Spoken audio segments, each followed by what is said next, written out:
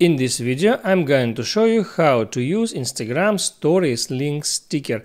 That's quite simple and easy, so let's begin. And once you open up your Instagram application, tap on that plus icon at the top and here select Story to begin creating story as you normally do. You can make a new photo or video using your camera, or you can select one from your gallery.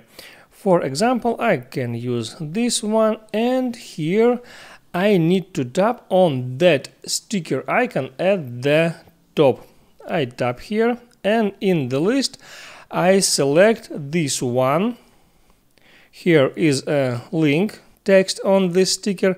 I just tap here, and there in the URL field I need to type in some URL, or even I can scan URL using my camera. I have typed that text and now I tap done.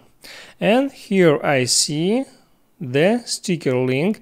I can resize it or rotate it, or change position of this stories link sticker wherever I want. For example, I will place it here, and also I can tap on that sticker to change how it will look like. Then I tap on the next icon, and now I'm ready to publish my story, and I need to select the account. And now I'm ready to publish my story. Just tap on share button and tap on done. Here I can check how it looks like. You see that there is story, and here is the story link sticker, and when I tap on it I can choose this option to visit this link.